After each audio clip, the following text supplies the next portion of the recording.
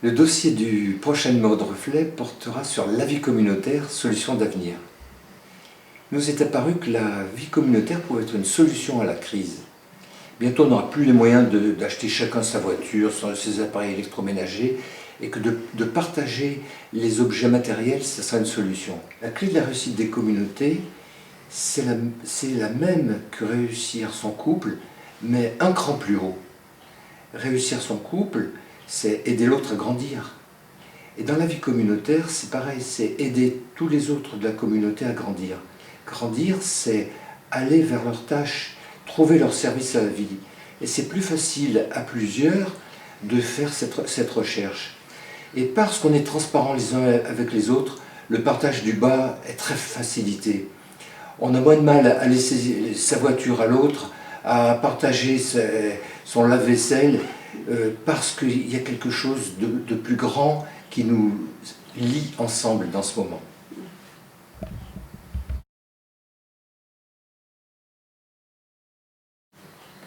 Ah, nous avons une interview magnifique du Cheikh Bentounès.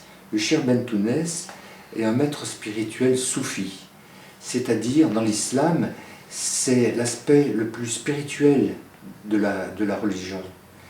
Et aujourd'hui, l'islam est confronté aux difficultés qu'on connaît, et ce qui est intéressant qu'il nous dit, c'est qu'on est au XVe siècle de l'islam, et qu'ils sont dans cette situation trouble, comme nous avons été dans le christianisme au XVe siècle, avec la réforme et toutes ces guerres de religion. Et c'est cette situation où il va falloir que les individus se dépassent dans l'islam comme ils ont dû se dépasser dans le christianisme. Le Shir essaie d'apaiser sur le plan mondial les choses par une magnifique intervention à l'ONU récemment. C'est un message de paix qui nous délivre. C'est un message qui apaise au lieu de mettre de l'huile sur le feu. Il nous présente l'islam sous son meilleur jour, c'est-à-dire un message de miséricorde.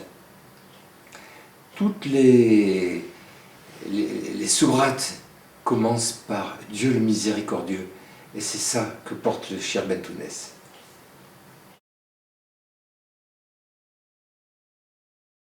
Un magnifique acteur, Michael Lonsdal.